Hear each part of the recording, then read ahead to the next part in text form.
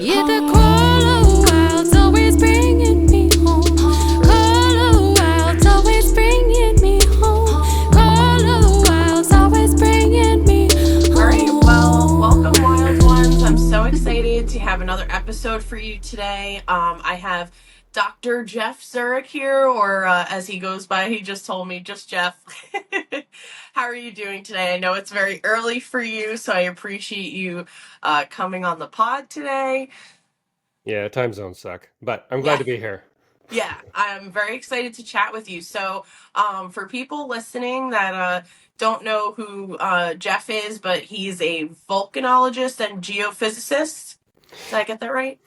Yeah. So I did my science portion of everything as studying active volcanoes, places like Hawaii, the Cascades, and Masaya in Nicaragua. And the geophysics part is kind of like the backup plan since I wasn't able to become a professor. So I traveled around Canada into some of the most remote places in the world, looking for minerals, essentially. Wow, very cool. And you also have a podcast, which is how we connected, Whimsical Wavelengths, which is very cool. And you talk about a bunch of different cool science topics, which I've been diving into a couple, which are very cool. Yeah, thanks. It's passion. You know, you spend all your life doing one thing and then you don't really want to let it go. So I get the chance to talk to interesting academics and sometimes go on solo adventures on the air. Yeah. Yeah, it's very cool. And yeah, I'm excited to dive into that a little bit more. So to start off, tell me like how you first kind of started loving like volcanoes or geology. How did you know that that was going to be your path that you wanted to go into? Yeah, I was a weird kid. Hey, everybody has their interests. I think it's very cool. Yeah, I mean, it started off innocent enough, like all the other kids. I fell in love with dinosaurs and actually got to go to the Royal Tyrrell Museum in Alberta, Cool. in Drumheller, and I learned how they took fossils out of the ground and how they prepare them. I was a little kid that couldn't sit still, and I assumed at that age that that's what paleontologists all did. They took little toothpicks and paintbrushes and slowly scraped the rock and to Yeah. expose this ancient bone. And I was like, I can't sit still, so I can't do that. And then volcanoes was more dynamic, it's constantly changing, and I fell in love, and that's it. Like from grade 4 onwards, I'm like, I'm gonna be a volcanologist. So that's kind of like how it started and never stopped. That's awesome. I love that. You stick to your guns, right? And you really stuck through with the plan. Yeah, it's a combination of love and stubbornness, I suppose. But I did have a backup plan. Very cool. So I'm very interested, I guess, like in your start of how you kind of went to all these different like remote places and what was you said you were looking for minerals? Yeah, so it's a little different from country to country a little bit, but Mhm. the fundamental thing is that we've kind of found all the easy to find mineral occurrences, like the ones close to towns and stuff like that. So we have big tracts of land in Canada as well as other places like Australia or Saudi Arabia that aren't really near towns. Your Mm. cutoff could be 100 kilometers or more, maybe 100 miles for those down south, because I'm from Canada. Yes. From any road, any store, anything, right? Like this is where the location of some of these stuff is. So uh, you get there is a whole industry set up about trying to find these mineral occurrences. So my job was to go on the Earth's surface with some kind of instrument and press buttons. And the goal is to measure uh, physical properties of the earth. So you can think of like metal has conductivity, right? So you're going Mhm. around injecting current into the ground using generators and wires and electrodes to see how it flows through the earth to try to figure out where there would be occurrences of high conductivity, in other words, metallic minerals. Or you're measuring the earth's gravitational field, so wherever you see a slightly increased gravitational field, so you actually would be weighing more there because your mass stays the same, but you would weigh more there because the density Interesting. underneath you is higher. So you have more mass and you can measure those minute changes. So you're doing this trying to find minerals underneath the ground. So we would be out in the middle of nowhere, quite literally. We would take a plane to take a helicopter to take an ATV to get to camp sometimes. And then you're there for 2 weeks to 2 months. Wow, that's crazy. So the next time I get on a scale, maybe I'm on a different magnetic. Uh, you wouldn't, it's not enough that you would notice, but we can Okay. measure it using these very precise spring gravimeters or, yeah. Got it. That makes sense. Wow. Yeah, that must have been pretty hard to be in these remote places for that long. 2 weeks, 2 months. That's pretty crazy. I think it breaks some people, and some people find it almost therapeutic. Like it really Yeah. takes two types, and it's hard work. So in a couple of cases, you're carrying like 60 pounds of wire, kind of Wow. going through the bush. So you can find, like I said, it takes all types. Sometimes you're really surprised by the person that does really well in that atmosphere, and then you get somebody who's like, yeah, I hike, I go to the gym, I'm totally built, and then they crack in like 3 days, and you're just like, oh god, get them out of here. Yeah, right. um, yeah, that's pretty so you've been to, I guess, like hot and cold, so you've kind of done all the different climates then. Yeah, I would rather work at extreme cold than extreme hot, because at least extreme cold Mhm. you can kind of dress for to some Yeah, extent. I mean, once you get wet, you're done, you have to call it a day. But if you take the precautions carefully, it's okay to work at minus 40.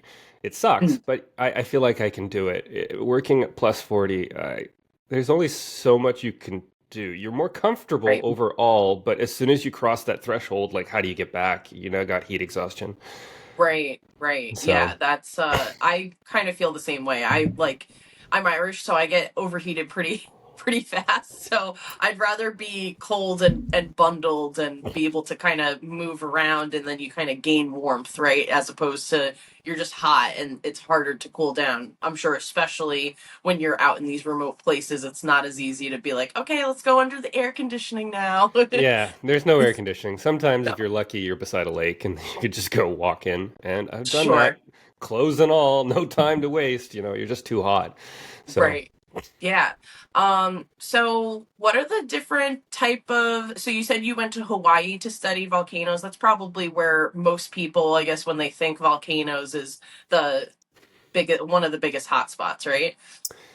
yeah, I mean, depends on I guess. where you're Yeah. from, but yeah, if Right. you're from if Right. you're from the States or Canada, you're thinking either the Cascades or Hawaii for sure. And I love Hawaii. I It's one of Yeah. the I could see myself living there in retirement. It's Yeah. pretty awesome. And it's so dynamic. Like just the areas that I was there and studied, they're almost unrecognizable today, and it's been maybe 10 years, right? Wow. Yeah. So just the changes in some of these areas are just it's so dynamic. Yeah. It's hard to describe. And then when you're out there walking across some of this stuff, as far as you can see, you're on lava. So Mm. it's almost like you've gone from a lush rainforest to the moon in some respects. It's just for your Wow. very first time, it's just a complete surreal experience because it's complete, like the whole landscape just all of a sudden changes and it's like nothing you've ever seen before, right? Yeah. So it can be quite a surreal experience, especially if you're not used to it, for sure. Wow. That's so cool. So, obviously there was that eruption that happened, I guess, a couple of years ago right now in Hawaii, right? Well, it's Did erupting right now, so Okay. it's been pretty much constantly active. So currently, there's a series of eruptions, or I would say it's one eruption with a series of episodes in the Mm. summit caldera. Nice and within the park and not causing any danger to other people, which is perhaps why, unless you're a volcano geek like myself, you would not know about it. But I Right. assume you're talking about I think it's the oh man, 2018 eruption where it actually erupted down the East Rift Zone and caused a fair bit of property destruction, is what I'm Yes. assuming you're talking about. Yeah, we had my husband and I had someone that we are friends with, and her house got unfortunately taken by one of those volcano Lava that flow. eruption. Yeah. Yeah, that was an interesting eruption for volcanologically. Sometimes I feel those of us in the volcanological community, I mean, we're all aware of it, but it's too easy in science to talk about these sorts of things in kind of an abstract, devoid of person, Mhm. where we're talking about like numbers and, it's just another statistic. But in Right. reality, the fear and anxiety on the ground during eruptions like that are pretty palpable. Like it's the real deal. And thankfully, Hawaiian Volcano Observatory does a phenomenal job of uh, making sure that though giving the information that people need. So just as an example, for anywhere on Kilauea or Mauna Loa, they know pretty much within 10 meters where that lava flow is going to go under certain assumptions. So they can calculate how quickly that lava is going to arrive Mhm. pretty precisely, assuming, of course, that the eruption continues as it is. So you're making some assumptions. So I would bet your friend had a fair bit of warning, and probably almost down to the hour, unless they're right next to the actual vent about when to leave. Yeah, I believe that was she thankfully I guess wasn't home, but because she has like multiple houses, but so thankfully she wasn't there, but yeah, I'm sure that like we didn't get all the details from her, but I'm sure she got like she was keeping up to date on that. So yeah, I guess how do you like in a more basic sense, how do you know that uh like because they're able to do that so accurately, how they're able to know when it's going to like erupt, or right, it's based off of the gases underneath. So the eruption versus when a lava flow is going to arrive somewhere are two different things. So eruption Gotcha. wise, that's the goal of volcanology, right? Yeah.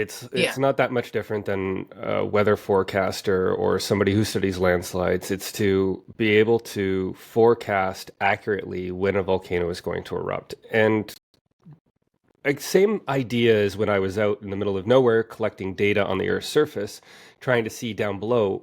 A volcano and all of its apparatus and everything about it is below the Earth's surface.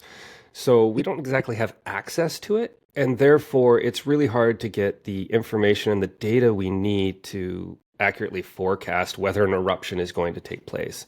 So it's not an exact science. And so what we end up Mhm. doing is basing it on the past background or the past behavior of the volcano. In the case of Kilauea, it's a lot easier in some respects because we have a lot of data.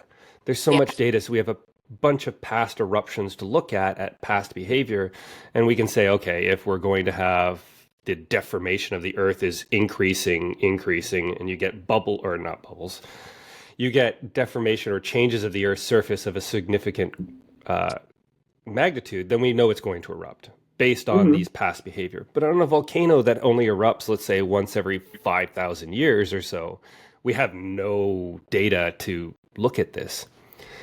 Right. So Yeah. it can be like, I mean, we take our best guess, I guess would be the right say. I mean, that is what a forecast is based on the information we have. This is what we think is going to happen. But it's a lot more fraught giving a forecast of something you don't have that data for. Right. Yeah. Um that like leads me to think too, like on your podcast, you were I was listening to like the intro and how there are certain sciences that I guess we think that are, I don't know, like they're not as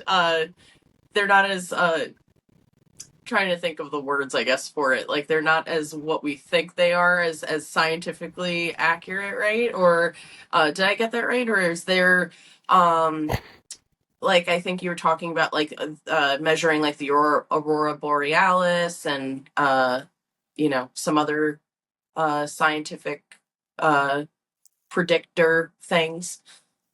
So if you're talking about the first episode, it's like before I really found the formula, I guess. I was still kind Yeah. of learning things, so that's almost not fair. Um, That's okay.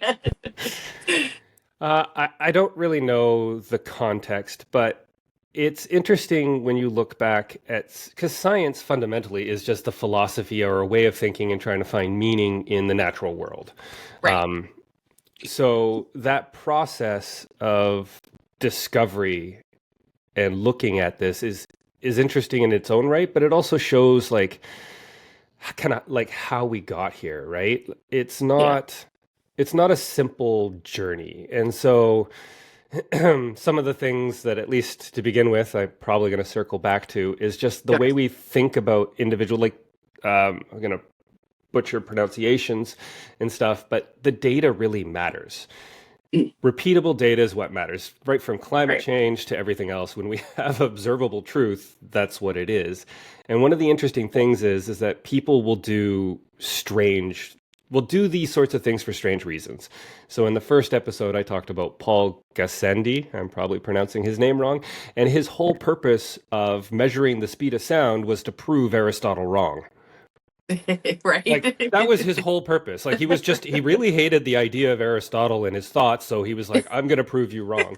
And he made this great leap in like experimental science before, I think at that time it was called natural philosophy, but I'd have to look that up Mhm. to be sure. But his reasons for doing it are just weird, right? But Yeah. the data itself is repeatable. It shows that what it means and what the general like first measurements of speed of sound. And so I don't Right. know if that was what you were kind of referring to, but kind Yeah. I of think. that Yeah. like it's an interesting thing. And I try to go through with Nikola Tesla as well. A genius and a crackpot, tell you the truth, both at the Yeah. same That time. that I found very fascinating as well. Yeah. But yeah, I mean, a lot of the other stuff when I have guests, we're just talking about their research and trying to get technical, but still give the background that somebody can still follow along. Yeah, I feel like that's the cool thing I feel like about right now is that there are different podcasts and interests, and like we can never stop learning. Like I'm somebody that's always interested in learning, more and in depth, and I think when I was younger it was harder to understand. So it's kind of cool that there are like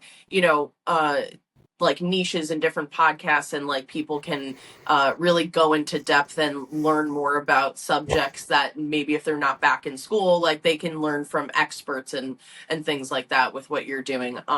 Like I've had another guest on, and they're also hosts called the Wolf Connection podcast, and they interview different scientists and biologists and people in the fields that are all based off of like wolf science and everything like that. But it's funny because they really have such an interest there, and giving people kind of like their due, because there's so much research that and time that and effort that goes into all this knowledge, right?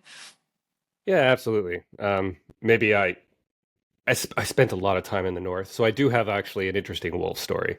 Yeah. Not the scary variety, but we every once in a while when you're up there, you will see an Arctic wolf. And this one particular day was very strange. So you go, this is a few years ago. I don't know if they do this exactly the same way. So you lay out a grid to be able to collect your data because you got to know where your data is and it's got to be repeatable, yada, yada, Right. yada. So we had these, what we call laths. They're just sticks with a point on the end. They're Mhm. thin and you put them in the ground every time you're supposed to take a measurement. And so we had these bundles of lath. There's usually 20 in a bundle and we're going out and putting them out, and this wolf comes by, and we're like, oh, that's Wow. cool. Just a lone wolf on the tundra, just nothing else around. It's white, so Right. it's winter, so you just see snow, us, our pickets, and the wolf. Like there's nothing else out there. It's flat. Wow. And he comes over, and he's doing the most dog thing ever. He picks up one of our bundles of lath, carries it away, and then starts rolling on it and scratching his back and stuff. It was like I was just sitting there going, "What? Really? This is happening just 20 meters away from me?" Like he didn't care Wow. about us. He didn't. We did eventually chase it off because it started to go towards our bags, which had food, and we thought it would probably not a good idea Of to course, yeah. let him sniff around them. But Yeah, yeah, yeah, and to not get them, I guess, as habituated. Yeah. yeah, exactly. So you did the right thing, but what a cool experience, because it's hard enough to see a wolf in the wild, let alone an Arctic wolf. So what a cool experience. Yeah, I saw pretty much all the Arctic animals. I'm glad I didn't see a polar bear though, because your Yeah, food. yeah, right. White, when you see white, good night. Yeah, to be fair though, I've only been in a couple of places where polar bears could show up, and it's being a Canadian, yes, I've been around guns a lot, but it was the only time where Right. I felt like I needed to carry one. Yeah. Yeah. Yeah. um, Absolutely. I don't like carrying guns in the field at all, period. Bear spray is good enough in Yeah. 99.9% of all scenarios. And it removes the risk of having a loaded gun with you. But yeah, I've run into grizzly bears and black bears a ton, but generally speaking, they're pretty chill, especially if you make noise and they don't have cubs. I'm actually more scared of moose. Of what you? Moose. Oh yeah. Yeah. Right. Like, what are you gonna do? Like, They're just they're so aggressive and man, they're so big. Oh my gosh. yeah. Uh. I had a mother moose freak me out because I didn't know it was there, and you're just like you're tiny in comparison, 5 meters away, and this thing just runs off, and you're just like, holy crap. Yeah. They'll stomp you, and they're pretty tall too. You know, like They're massive, and they don't yeah. care. You could spray them with bear spray. I think you're still done. Right. You Yeah. spray a bear with bear spray, at least it's going to retreat and give you time to leave as well if you didn't get yourself with the spray. Yeah, and like you said, it's usually the mamas that are the more aggressive, right? It depends on the time of year. I would say if you're in the fall, it's the males, and because it's the rut and they get very territorial, and those are Oh yeah, actually I would say the scarier because the mamas will only get to you if you're kind of if they think you're a threat or you're between them and their um yeah, what are they called? Kids? yeah. Mooselings. Yeah. That's definitely not the right term. Don't No. don't quote me on that. It's a good one though. Yeah, right. Yeah, totally different behaviors as opposed to like mama bears being like those are probably usually like, the more aggressive, but then that makes sense the bull moose during rutting season and they have those big antlers to take you out too besides their really tall legs. Yeah. Yeah, yeah, they're scary. What other? So you've encountered grizzly bears, black bears, Arctic wolves. Any other cool animals on your adventures? I would say some of the most surreal experience that I've ever had with an animal is when I was doing a gravity survey and a whole herd of caribou came through, like literally Cool. right through, and I had to like stand up and wave my arms and hope they didn't run me over. Like Wow. they were everywhere. Like they were running right past me, just a meter on either side. Some were coming right at me, and I'd have to do this, and then they would veer to either side as they ran through the grid. And I was just like, "What the heck's going on here?" And I That don't think it I was a huge herd, but it was still several hundred animals coming through at one time. I was oh just like, yeah. Yeah, getting run over is definitely not a great way to die. So I no. And of course, during the time, I'm thinking of like grandma got run over by a reindeer's going through my head, right? So, Yeah, yeah, exactly. So you've been up north and you've done a bunch of surveys down there. And where else did you say you've done surveys? You've done it in the East, Middle East too? no, no. Although I might get the chance to go there soon for work, Oh, but not okay, for a cool. survey. Work-wise, it's almost completely across Canada. I Okay. got one trip to Virginia out of all places, which was cool. But yeah, I don't know. I wasn't lucky enough. I had guys on my crew go to Fiji and over Mm, to Italy, into the Alps to do stuff, and me, I just got to stay home. very cool. Well, hopefully you get to do one of those cooler adventures soon. Well, to be fair, volcanoes were enough of an adventure, right? And the Yukon in the mountains and stuff, there's not much more adventurous you can get than that. Yeah. What was kind of like your most memorable volcano experience or like studying? Yeah, I guess there's two. So I had okay grades coming out of my bachelor's, but I knew that it wasn't like an A plus or anything, so I needed to get like in the back door. So I went Yeah. and volunteered with the Hawaiian Volcano Observatory, and they used to have a volunteer program. It's on pause at the moment Mm. because of the activity at the summit a few years ago. Basically, it made them abandon their previous building, and so they just haven't restarted that program. But it used to be Got a long-standing thing that you could volunteer with the Hawaiian Volcano Observatory. And I did that, and I got to help one of the scientists do a survey on Pu'uo'o. So Pu'uo'o was the vent that was basically constantly erupting since like 1983 to what was it, 2017 or something. So just Wow. before the Lanai eruption that we were talking about before, everything Got was coming from Pu'uo'o. And we camped on the side of it in a tent with a gas mask right beside you in case the wind changes direction in the middle of the night, for instance. Wow. Yeah. Yeah, that was quite the experience, especially when I hadn't even started my master's yet, right? Yeah, absolutely. Very exhilarating, right? And you're really in nature and something that not a lot of people get to experience, being that close to a volcano and then being so intricately involved in studying, what's going on with it and then needing the gas mask just in case the wind blows. Very cool. Yeah, you don't want to breathe in that stuff. It's Definitely not. pretty toxic. It's not fun. You start coughing immediately, and then if you're there too long without the gas mask, you're gonna cause lung damage for sure. Oh, yeah. And what was the other one that you said that you had in mind? Uh, so where lava enters the sea, Mm. depending on how quickly it enters this, like it slowly builds out. It goes into the sea, it freezes, and then it breaks apart, and then it continues to build up into the point where it's now land. Excuse me. And that process, you got to remember that all these volcanic islands, they're built on broken bits. They're inherently unstable. They're going to collapse. And so Mm. the areas right near the coast, especially where you have active lava entering the ocean, it's unstable. And when that sometimes that will fall and break off. And then all of a sudden you're exposing a whole bunch of hot rock and lava to water. And then that water flashes to steam and you can get an explosion. Oh, wow. That type of explosion is called a littoral explosion. And if you have a large enough flow, you can get these repeat explosions and you can actually build up a little cinder cone right on the coast. And we call that a littoral cone.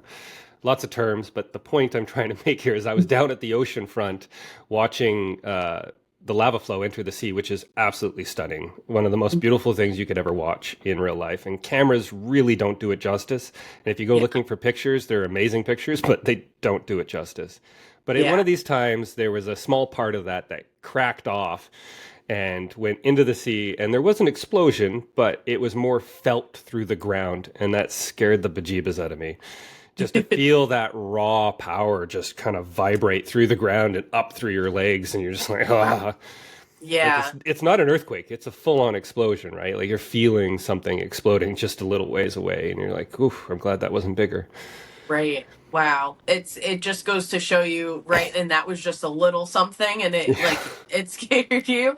The power of Mother Nature and I think especially volcanoes being so like eruptive and it's funny on a previous podcast I was talking about volcanoes but in a more symbolic sense and especially how they relate to kind of like women's rage. My friend wrote a song about a volcano. So and we were just talking about how that is such a great symbol of there's this big powerful eruption but then also it's also associated with like fertile grounds and fertileness and that connection of like it could be both, kind of reminds me of that. I don't know if you ever saw, because you have kids, right? Did you ever see Moana with Tafiti and Yep. yeah. Yeah, so that balance. Yeah. I mean, there's a reason why there's lots of farmland around a lot of different types of volcanoes, particularly when you're near the tropics. And Yeah. there's a good reason for that. It's also because it's very wet, and so it breaks down those glass and chemical compositions of the lava and the ash much quicker and brings that minerals into the soil much faster. But yeah, I mean, you're creating such fertile ground around these volcanoes, and you can look at Italy, Vesuvius. I mean, the list goes on for sure. Yeah. Indonesia's a particularly, I guess, a dire place for that kind of thing because they don't have the Mhm. monitoring the same way, or at least they didn't. Um, perhaps I will veer off deviation stage left into a story that actually doesn't belong to me. It belongs to my past PhD supervisor, but Yeah. it just goes to show that sometimes you need the not all solutions work for everywhere. So one of Sure. these Yeah. things is like in something that is erupting frequently but doesn't erupt to the same scale as, say, Mount St. Helens, you still have pyroclastic flows, which are very dangerous. That's hot, superheated gas mostly, but it has bits of rock in it, and it comes down as a density current. So it's heavier than the air, and it comes down the valleys. Oh, And it's wow. really dangerous. So it's some of these volcanoes that erupt frequently, you can get a repeat amount of these every so often. And they go into the valleys, and every rainy season, the rains come through and, for the most part, wash it out and create that V-like drainage channel again. One thing that Japan does is to try to control these density currents, they create what they call sabo works. And they build areas where you put in cement embankments. So it's kind of like a reverse fish ladder, for the lack of a better description, where you come down and then you flatten out and then you come down and you actually carve out the divot there. So what you create is, as these pyroclastic density currents come down, they then slow down, settle a bunch of the rock, do it again, settle, and they peter out much faster. So you can control the density currents coming down these valleys and thus allow your farmers to live in peace. Right. The Wow. caveat to that is, though, every time one of these things happen, you have to go in with heavy machinery and dig out all that rock. Because otherwise, it just ends up filling up, and now you just run right over the top of it, and you haven't lost any steam, right? And you've also broadened out the valleys, and now you can come up and over the edge of what that creek drainage is. And so this actually happened. I can't remember if this was, I think it was Indonesia, but hopefully my memory is correct, where they don't have the heavy equipment. They would have guys with shovels trying to do this. Oh my And gosh. you can't do it, right? Like you can't move enough material because there's just too much Right. eruptions. And so eventually another eruption happened. The Sabo works were full. And now the pyroclastic density current jumps out of this river channel over the hill and down into people. So it's a terrible, terrible story, but I think it just goes to show that these types of events and what works in one place doesn't actually work everywhere. Because if you had just Right. left it in the natural state, everything would have been confined to that river channel. Yes, it works in Japan because they have the monetary and the equipment to make it happen, but it doesn't. You can't do it Right. To everywhere. maintain it, because that's the key with that one thing, is to be able to maintain it. That it's very interesting because that you say that, because I find that is very similar to a lot of people I've talked about in regards to wildlife conservation too. Is that, like, there is no one size fits all way of dealing with things, right? Unfortunately, that would be great if that was the case, but each subject, each thing is much more intricate, and like you said, yeah, that makes sense. Is like, you need, like, especially because it's like hot rock, right? So you need that, or like it, whatever the rock is, it builds up. So in order to maintain that, you need the heavy machinery to be able to combat that. But it is both a balance, right? That you need to, if you want these fertile areas and to farm and stuff and to be safe, uh, to be able to be equipped. And sometimes it's better left on its own. Not always, but like sometimes it maybe would have just been better. Sometimes we introduce things, right, like into the environment. Like in Australia, they introduce like the cane toads to try to combat something else. So sometimes when we meddle too much, it doesn't always work. Hi, wild ones. I hope you're enjoying this episode of the Find Your Wild podcast. This episode is sponsored by my clothing brand, FemmeSauvage, and you can find a discount code and link in the description. So check it out. We have a lot of amazing designs, and $5 of the proceeds goes to different charities. So please feel free to check it out and enjoy the rest of the episode. Thanks so much.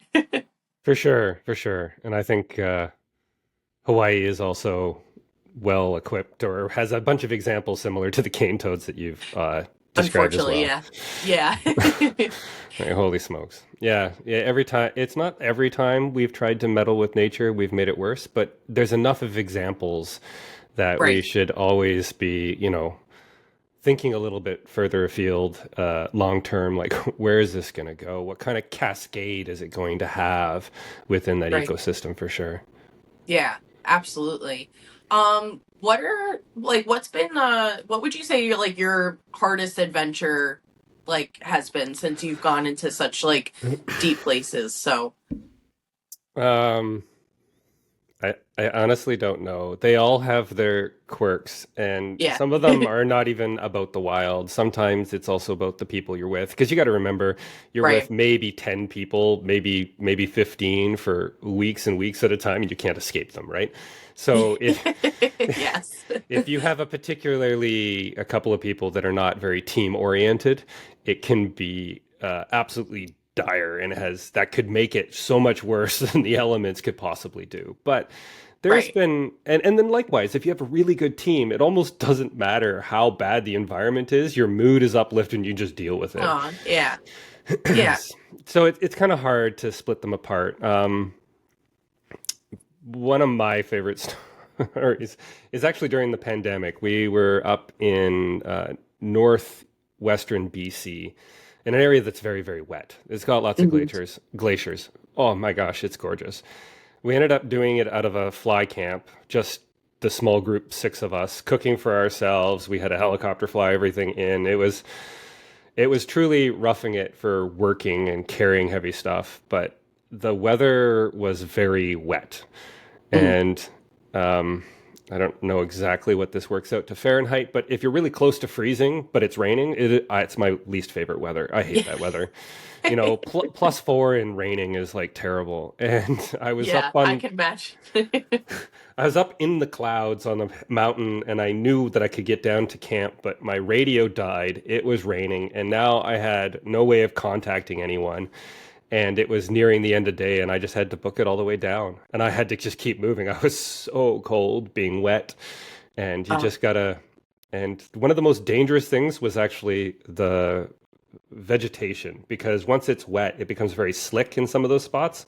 oh, yeah. And as you do when you're out there for so long, for 6 weeks at a time, you start getting a little loopy. And I started saying as a catchphrase for the entire group, look out for the vegetables, um, for the vegetation, because it just ends up as a slip and slide.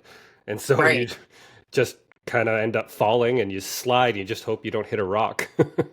Right, because that's like the other thing. You're so far away. It's probably you don't want to get. You have to think about like your health and like your body. You don't want to get too like hurt or um God forbid like start a mudslide or something or really go down or yeah Yeah, I mean, there's always that fear of getting too badly hurt, and then how do you get yourself out? And yeah. thankfully, I've only been on a couple of jobs where somebody actually had to leave Mm, in that way, and none of those were, I would say, serious, thankfully. But they do come up, and it is a real thing. So that's why you have to do those, evac planning and stuff like that. It's quite dangerous for sure.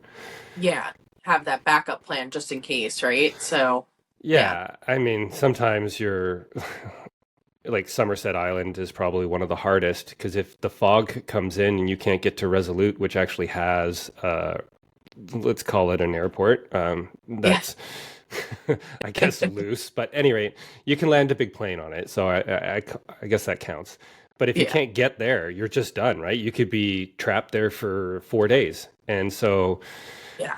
yeah, a twisted ankle, sure, it sucks to be stuck in camp and not being able to get out. But if you get seriously hurt because you fell down a mountain or something like that, then yeah, oh, there's a Yeah. reason why we have a different type of first aid for those type of situations than we do for Sure. in the Yeah. city.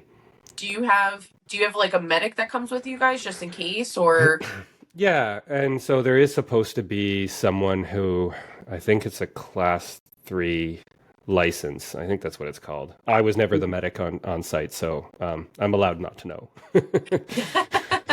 Yeah, So I don't know what training they had to go through, but I know sure. it's many hours, and it's uh, I would like I said, I don't know what training they go through. There's a certain level they need to get to, but I have taken a wilderness first aid course, for instance, and that teaches you like how to keep people stable over the long term Right. The until basics, help. at least. That's good. Yeah. Yeah, because if you think about it, in the city or even anywhere that you have a road that you can get to, your Yeah. goal is to keep them stable for 5 minutes to half an hour until the ambulance arrives, Right. Right. Yeah. not So, not days or a week. right. Yeah, that makes sense. It's just very different. Yeah, it's a whole different set of logistics for sure. Yeah. To change topics a little bit, so to talk about your podcast, because I find it very interesting. What made you want to start the podcast? And I think that the topics you talk about are also very interesting too. I know like you have some guests on, but yeah, I find it really, really interesting. So, I guess there's twofold. One, I really like science communication. Yeah. I find that generally speaking, especially today, I mean, you could use whatever epitaph you want, post-truth, whatever, where people's trust in the methodology of science is lower than it's ever been. And so Mhm. being able to just like go through and constantly say, well, this is the data, this is how we got here, this is how the sausage is made, so to speak, Right. is something that I think isn't done enough and isn't done clearly. The other part of it is that I have my own scientific story that I want to get around to telling, Yeah. and I managed to convince my past PhD supervisor to put it in his grant, and that grant got funded, so that is going to happen. It's actually based in New Mexico, near the town of Carrizozo, and it's a very voluminous. So, if we go back to Apu'o, where I was encamped with the gas mask, that eruption over 34 years put out about 3.4 cubic kilometers of material. It's a lot of Wow. material. Yeah. And for every average listener, they're not going to be like, oh, that's just a number. Okay, fair. But trust me when I say it's a lot of material. And Yeah. if you just go there and look at the flow field, you're going to see like, holy smokes, right? If you Right. try to take it in that way. This eruption in Carrizozo, New Mexico, erupted more than that. And it isn't like Hawaii, where it has that constant flow of material from the mantle. Mhm. In Carrizozo, we have the Rio Grande Rift, and it's an area where parts of North America are pulling apart from each other. It's not going to form a new ocean or anything like that, but it is enough that it then creates magma at depth, which occasionally leads to earthquakes or Mhm. volcanic eruptions as well. Those types of eruptions are not fed by a lot of material from below. You have to collect all that material and then erupt it. You can't just have a open pathway from the mantle to the surface kind of thing. You need to actually collect it all, Got it. which means you can't erupt it over 30 years. So we're talking the same amount of material that Hawaii erupted in basically 34 or 36 years in like 1 year. Mm. Wow. So the lava flow is 75 kilometers long. It's the longest lava flow within the continental US. And if you can imagine what I said, I needed a gas mask next to Pu'u'o, and that now multiply that over 1 year. The same amount of gas that came out of Kilauea in 35 years comes out in 1 year, which basically Wow. means everything downwind is going to be just gassed. Like we're talking ecology death directly downwind, everything. Wow. Never mind the farms, never mind the million of people that live there. And so I really want to tell that science story, but I want to tell it with the data. And Yeah. so once we have the data, like that's my hypothesis, right? So I'm going through, I have a proper basis for this hypothesis. Now we have to go collect the data to show that that hypothesis is true. And so Right. I want to be able to tell that story. And the only way to tell that story properly was to figure out, okay, how to tell it. So podcast, and then you just kind of have to start and then figure it out Yeah. as you go. Like it is not something that is innate. Like you have to learn it.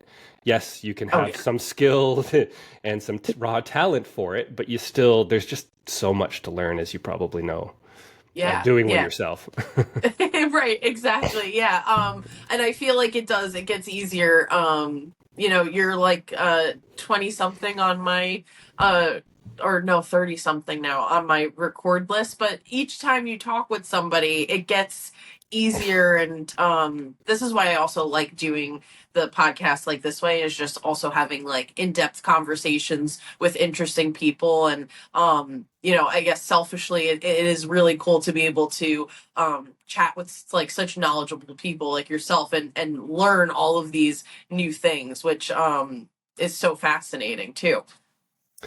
Yeah, it's an adventure through audio, I guess, right? I mean, Yeah, it's not that much different than reading a really good book, where you can have an engaging speaker kind of take your imagination away, and then you build the picture of what they're talking about in your head. yeah, absolutely. What as a for you as a scientist, you've had other people on. What's something that like you've maybe learned from one of your guests that you didn't even really know yourself? Every single one of my guests were amazing. Yeah, I gotta say, for me, was because it's just so far outside of my own field. I yeah, mean, I love Dr. Francois Theron when he came on and talked about the T Rex, because I mean, obviously, as I already mentioned, dinosaurs are close to my heart. But where I yeah. learned the most was I had this idea, or I should say, I came across this idea of a bioethicist published this thing and suggested that dinosaurs are the reason us humans and mammals in general have the lifespan we do. And I was like, what? Huh. Okay. Let me explore that. And I reached out as a cold email to someone, Dr. Molly Burke, fantastic person. She does evolutionary biology, experimental evolutionary biology. And one of the things that she does is looking at the evolution of aging. And so Interesting. she was Oh, gracious enough to come on the podcast as like my third ever interview. And yeah, I learned so much from that. Like just the preparation to get ready for that episode to be able to create something that's coherent. yeah, And I was like, wow. So like one of the important things that came out of there for me was like in you could do the same for humans, but in fruit flies, it only took like say a dozen generations of forcing the fruit flies to have only have new fruit flies, or babies, whatever you want to call them in fruit flies. sure. Uh, if you force them to have them later in life, in just a dozen generations, you could increase the lifespan of the fruit flies by like 30%. Wow. Wow. Like or maybe it was more than a dozen generations. But the point is it didn't take very long. Right. And so you're Yeah. just like, wow. So these little things have such a huge impact on our genetics and Yeah. how that moves forward in time. I was just like, what? That's so I, fascinating. and I'm Very probably cool. doing a terrible job of explaining it. Again, I'm a volcanologist and a Right. geophysicist. Dr. Molly Burke did a phenomenal job of explaining it, in my opinion. Yeah, and that's what I find like so interesting about like different people's passions too, right? Is like, what they end up accumulating over time, and like their focus, which is so fascinating and interesting, and to be able to give that back then to the world. I think one of the things that I personally find very interesting about science is the way that it shows us like how connected we all are too, and how one thing really connects to the next. Like, how earthquakes and volcanoes are very connected because and how like the earth is like always moving and underneath, right? But how that affects the environment, and how, kind of like what we were talking about, different landscapes, um, how that gets affected by either volcanoes or other things. It's just a wide array of intricacies that are all connected, and that could also be shown via facts and data with science, and be like, hey, it's true. Like, this is the truth, right? Like, the science is, obviously you're trying to prove your hypothesis, right? Because, and then that in turn can always lead to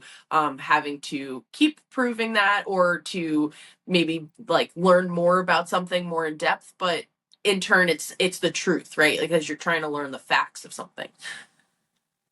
Yeah, I, this is where I struggle a little bit on how to communicate this sort of thing. So one thing, I guess. Okay, let me as I organize my thoughts on how to do this. Sure.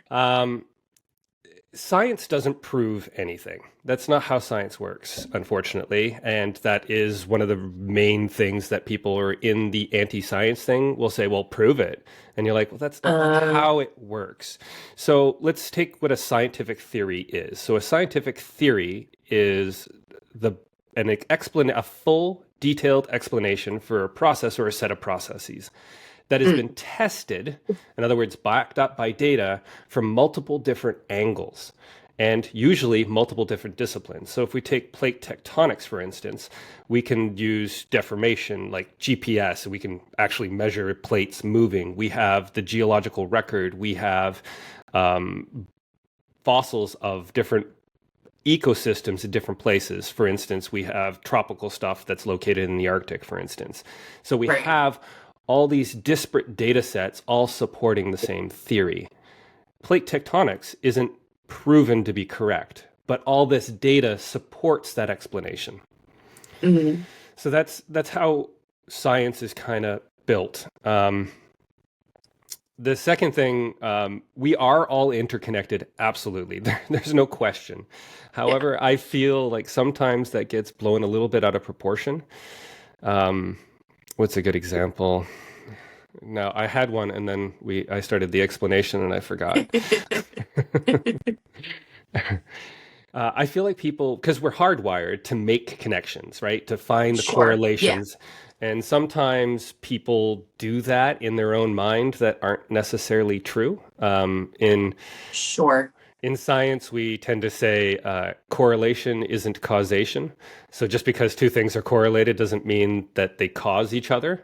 And so it's Right. pretty easy to find connections that may actually have nothing to do with it. And I see it more so online with earthquakes because that's the community I'm in on Facebook and stuff. And people will say, like, this earthquake on this side of the earth is going to make this earthquake on the other side of the earth more likely. And you're like, no, they're not Mhm. that interconnected. Trust me on this. And That's a so, good that's a yeah. good point. Yeah. No. Right, because of course, like you're saying, or like we're saying, things are of course interconnected, but to a point, right? Yeah. And then I'm glad that you clarified too about science because I think it's important to make sure that because I'm obviously not science based, so No, but that's fine. yeah, It's but I think it's important for people to learn. And then I learned that from you, is right. You're trying to not prove, but you have to come up with all the set of data to show the hypothesis, is right. You're trying to basically, yeah, support it. And if you can't right. support it, you need to throw it out and find a different explanation for the particular thing you're looking at. So going back to Karazozo, for instance, there's a series of things I need to look at in the Yeah, ecology. So if I go back and look at the sediments, for instance, I should find, hopefully, because it's a dry environment, evidence of the degassing deposition. So just all the hydrogen and chlorine that is coming from the volcano, I should find evidence of it. Likewise, when I look at the crystals from the lava flows, I should be able to find evidence of the gas concentrations and try to merge those two data sets. That's yeah, part of the or supporting the hypothesis. And so if the right. hypothesis is supported, then you can move forward. And yeah, Yeah, right. And then if it's not supported, then you gotta figure that out as it comes along. right, exactly. Then you have to Right. toss that idea out and try to explain the data a different way. Right. And figure out why that data is different than what you thought. It does kind of remind me of convergent evolution, actually, like how, like I guess my specific example I can think off the top of my head is, the dire wolf and how we think it's a wolf, but it's actually not. It's like just, or we think I guess they thought it was related to the gray wolf, but it's not. It's just, it filled that same niche.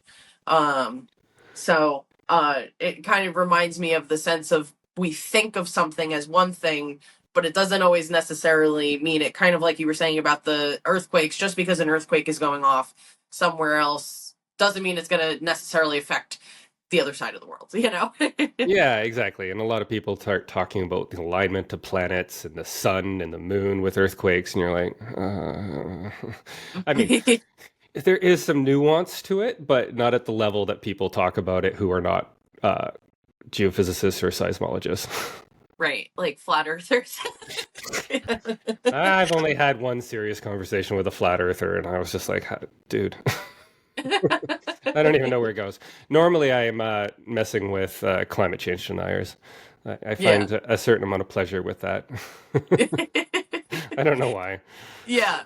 Um, my thing too about climate change is even if you don't believe in it, I still think that why wouldn't we want a better earth or like to make sure everything is clean and healthy, I don't like our bodies? understand not believing in it. Like that just blows my Yeah. mind. I'm like the Yeah. data is so overwhelming. Like it is so overwhelming. You literally, it's like I've started leaving when I eventually give up on a climate change denier just because I'm messing with them. Eventually, I give up. I just end it with "Don't look up" Right. Yeah. because I'm like I haven't seen that movie yet, I actually but couldn't I've finish heard it. about it. I Yeah. couldn't finish it. As a scientist, I was just like, oh, this is too much. This is too much.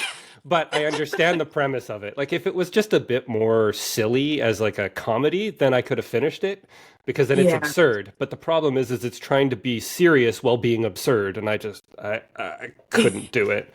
Yeah, you need that comedy to kind of break it up for people for it to sometimes also absorb into people's head. But I haven't seen the movie, so yeah. Yeah. Yeah. So the next, I just had one because I only do my podcast every 2 weeks because I have a day job and Yeah. I don't Right. have the So time. I do not have the time to be able to do this kind of thing weekly or daily. So every yeah. 2 weeks is what I'm doing. I had one just release on Mauna Loa, actually, so volcano stuff. The next one's on climate change specifically. And Mm. I get a research meteorologist from NOAA, NOAA, Yep. come on and talk about the science communication. And it's a frank discussion and one perhaps those of us who are kind of in the science communication sphere, or even for the average person trying to talk about it.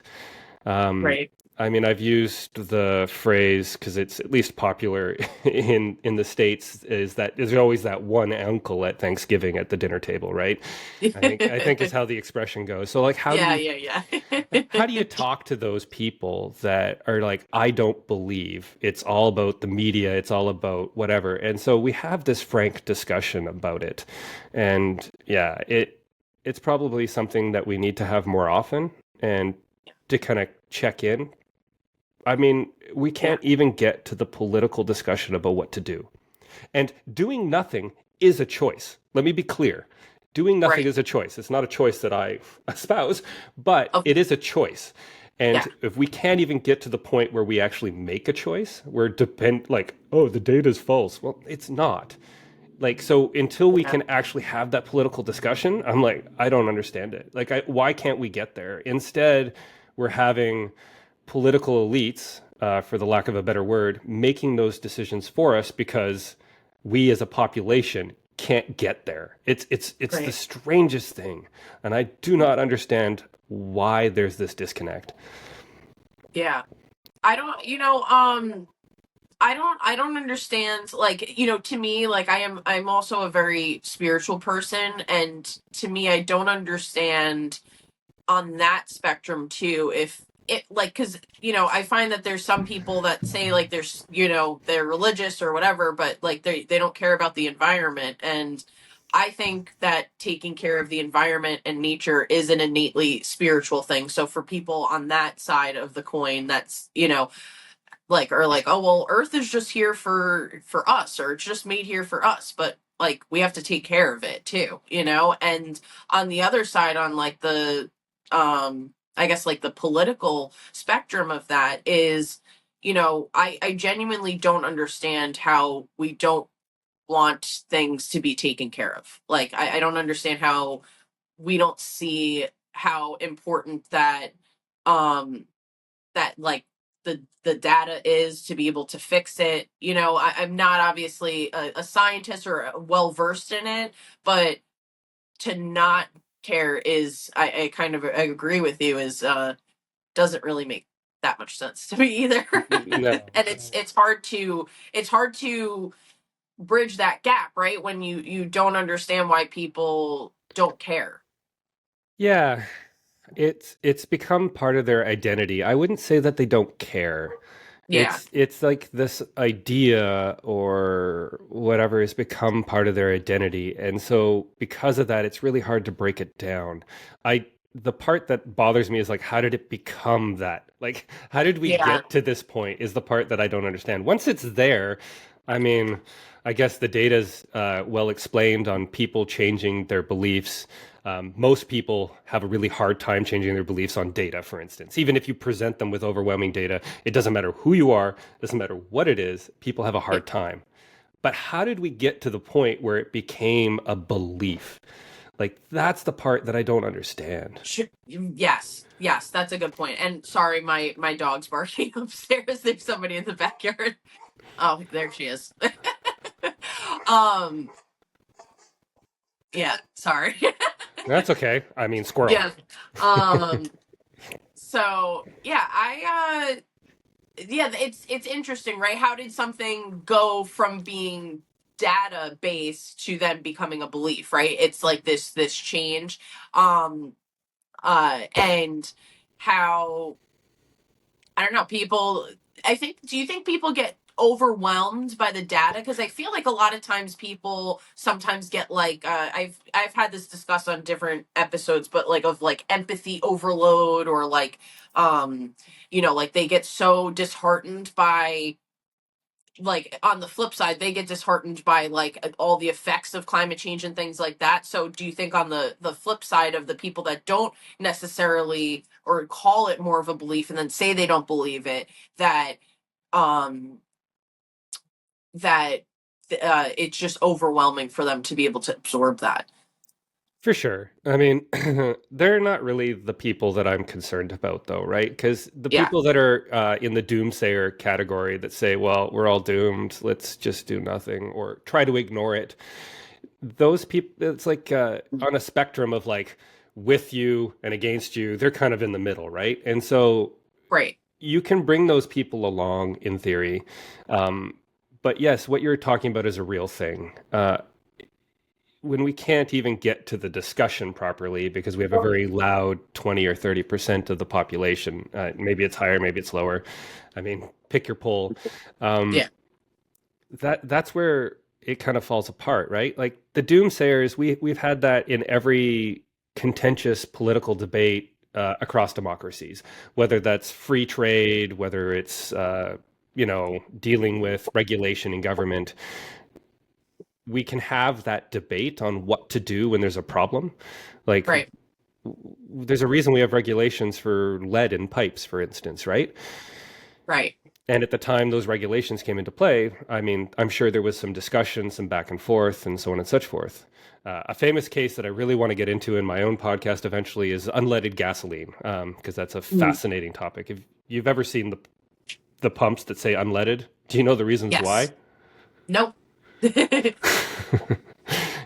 It's a story, and it kind of fits with the climate change story as well. There's a slight difference here is that we actually did something about it. But Right. so back in, I guess, around just after the First World War, gasoline engines were coming around, and they needed some way to create more pressure in a gasoline engine to get more power, so that way it wouldn't rattle and so on and such forth. And so they needed to add an additive. And one of the things they added was oh, damn it. A lead, tetrahydro lead, I think, or tetraethyl lead. Yeah, I think that's what it is. Please don't quote me on that. As a way to provide more compression for the engine. Mm. The problem is that now you have lead in the gasoline and you're putting it out your tailpipe. And so now you're putting all this lead into the atmosphere and everywhere, and it could be found in ice cores and everything. So about the 60s, so now you got to remember, they started doing this at like 1923. Now we're in 1960. And Wow. someone who had worked on the Manhattan Project using a chemist using centrifuges to enrich uranium now was doing his own PhD and his own research and trying to use lead to figure out the age of the Earth because of radioactive decay. 1950s, this was a big thing. We could use radioactive decay to look at different processes. The problem was every time he went to try to test lead, he ended up with, or try to test uranium lead dating, he always ended up with too much lead. There was lead contamination everywhere. And I mean everywhere. Wow. And Wow. so they followed it, found it in the environment, eventually ended up in Congress, and then eventually they went, oh crap, maybe we should do something about this. There's a bit more backstory and a bit more corporate. DuPont is a favorite. They're involved in this as well. Yeah.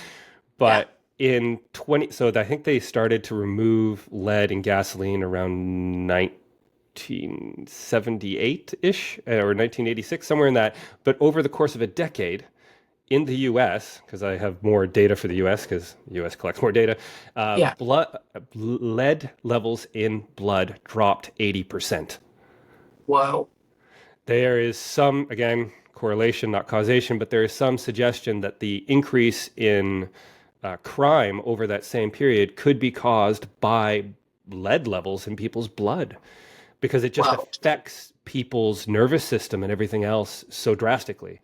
Now, this is a very acute, very easily measurable. It isn't taking place over 30 years like climate change is, which makes it more nebulous for us to understand. But it is a clear example of something we did as humans, and then we went, oh, crap, and fixed it. And Right. the, and I still get flabbergasted that we have these examples, like CFCs is another example I could have gone into, where Reagan and Thatcher helped get the world together to actually ban CFCs. We've made these changes and moved forward, and for some reason, climate change just, I don't know. Yeah, it's right. It's weird that we have these examples, and it's like you said, it's data. It's data. It's like, what can we show people? But it's just then it just trickles into, oh, I don't believe it. So like, because you hear things like the Earth goes through cycles. This is just a cycle. How much can you speak on that? A lot. My favorite when my favorite when people do that, and I'm like, okay, let's pick a geological time period, and they're like 3 million years ago. And I'm like, okay, so what was going on 3 million years ago? What was the sun doing? Where were the continents? What was the biosphere? So when we look at the Earth, to be stable, you have to have the same amount of radiation in as out, right? Yeah. And so there's a number of different things that affect that balance. So when it affects radiation in, so we have the sun itself can change its radiation levels, and it has over time. Now, we can rule that out instantaneously since 1970 really easily because we have satellite measurements of the sun, of solar intensity, and they Right. can't explain the data. So we can explain that away instantaneously from 1970 on, just based on those measurements, instantaneously, like that. The sun hasn't changed. Yet our temperature is going like this, right? So that's really easy. But when we start talking about the past, further in the past, then we have to look at, okay, what was the CO2 level? So 3 million years ago was the last time we had a lot of CO2. That was, I think, without looking this up, I might get this wrong. I'm terribly sorry. But I think it was about that time where we had something that was close to comparable, at least temperature-wise, if not CO2-wise. And so what was going on back then, right? So what was the sun? So we have ways of looking at the solar intensity. We can also calculate our orbit. So what was the increase or decrease in the solar intensity due to the orbit and not the sun? So what was the cause of that? Then you look at what the biosphere was doing. So what is the land use? So things like albedo effect. So how much does radiation get reflected off the Earth? So like sun has a high, or snow has a high albedo. So we're going to reflect all that energy back into space. What were the Right. clouds doing? So cloud tops have, again, a high albedo. It reflects that incoming radiation into space. And so I don't have the data at my fingertips here to be able to tell you exactly what was going on 3 million years ago, but I can go Sure. into the peer-reviewed research papers and kind of build that picture, right? Like Right. other researchers have done this. It's not like, oh, we've gone through cycles. Yes, but people have studied those cycles, and they can tell what the difference was then versus today. Not to mention, then we had a temperature change that took place over maybe 5 or 10,000 or 100,000 years. So we're getting temperature change over 100 to 150 years. So we have an order of magnitude difference in the time scale for the same temperature change. So that just kind of like, orders of magnitude difference. Like Right. that should be enough to bring it home for anyone who can think about data and numbers. But unfortunately, perhaps it's a combination of the beliefs and poor science communication that can bring that point home. Yeah, and it kind of also is like picking bits and choose of what you want to add to your story too, right? Like what considering like, oh, the cycle, so you're using part of the fact of science, but you're not adding the rest of the data to what you're saying. So it's like picking and choosing what you want to use for your benefit. Yeah, and I would say there's an added complication that geology and generally climate science is a relatively young science. So plate Mhm. tectonics didn't come about until after the Second World War when we had a whole bunch of maps of the ocean floor and its magnetic stripes. So Mm, when you start talking about modern geosciences, it's still relatively new. And then you add in different times that the media, who are not scientists, and then the scientists not communicating, letting the media do it, at different points, muddying the waters. And so it allows people to latch on to different things. I still don't know why they latch on, but like, for instance, in the late 70s, early 80s, there was one group using the Milankovitch cycles, which is the changes in our orbit, increasing and decreasing the amount of solar radiation we get that brings on and ends the ice ages. There's actually a bit more nuance to that, but let's leave that aside for the moment. sure. They were using that to suggest that we should be going into another ice age, that we should be cooling. And Mm, over a very short period of time, just a couple of years in that window, we were either stagnating in temperature increase or cooling for a little bit, particularly in North America. And they used that as like, see, we're cooling. Now, obviously, that didn't come to be, but right. those media hypes of like, actually, we're about to enter an ice age from one group, even though when you look at the peer reviewed research as a whole, there's way more data and papers pointing in a global warming direction or a climate change direction than there was this one group and a couple of papers. But that's what the media latched onto at a time, right? And Yeah. so you have this combination of being not great science communicators and the media not helping. And then people come back and like, see, science was wrong. And you're like, Yeah. It's a very complicated subject, which probably the normal person might have a hard time understanding the data aspect of it, but then the point is to be able to trust the scientists, but then there's this part where now, like you said, people are not trusting the data as much anymore. So it's this like very complicated and hard to break through cycle of how do we even fix this. yeah, for sure. I would just, it's good to trust experts, but at the same time, I push back on saying trust the scientists because scientists are people. We do things for strange reasons, as we've already talked about with Paul Gassendi, who really just disliked Aristotle. Right, I, right. I'm not. I'm not. I'm not saying distrust them. I'm saying they're a person, just like anyone else, right? Right. So Balance. trust the repeatable data. And sometimes you Yeah. do need to find a trusted source that can explain that data, whether it's vaccine science or climate change. Perhaps you need to find a trusted source. Right. But don't just trust scientists. Trust the repeatable, observable data because that is the Good point. observable fact. And Right. yes, yeah, I think I've made my point. I'll get off my No, soapbox. that's no, that is very valid because right, it's hard to trust, but at the same time we need balance, right? We Yeah. it's important to have it's important to have critical thinking skills and to be able to read through things. But that balance of right, and then that's where everybody has their own opinion. Yeah, it gets pretty complicated, but then when it affects all of us as a whole, um, that's where we start to lose people, and how that's why it's such a big issue. Yeah, for sure. All I'll say on this topic, I think, is that to end it, this part anyway, Yeah. we have optimism. There is things moving forward in all kinds of spheres. We're moving to renewable. We're actually making some real tangible gains towards dealing with climate change.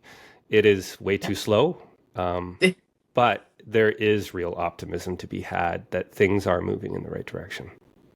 Yeah, I'm optimistic too, and I'm hoping that people can see how important it is to just keep our earth healthy and clean, because that famous quote is like, the earth isn't ours, we borrow it from our children, right?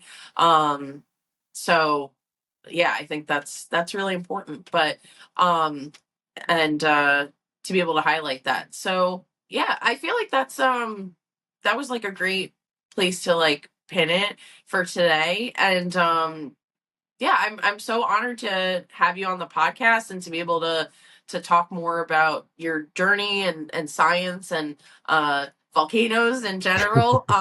So tell people where they can listen to you, connect with you. Sure. My pod's found everywhere audio podcasts are.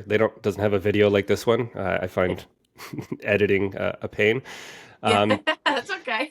So you can just look up Whimsical Wavelengths. Obviously, it's everywhere pods are found. I have social media of the same. I stay off X. I'm on Blue Sky, Facebook, and Instagram, and I am terrible at social media, but learning. That's okay, no worries. And just also as a side note, I love your intro song too. It's so cute. Thanks. Yeah, I wrote that, but I had to get some help from our AI overlords to make that happen. I like it. It's perfect for but I love the topics you discuss on your own podcast about like Nikola Tesla, and then also again just like interviewing other scientists too. It's really cool. So thank you so much for taking the time to come on my podcast today. It was really great and I learned so much from you. And I hope people can tune into your podcast as well. And thank you so much, Wild Ones, for listening. And we'll catch you on the next one. Bye.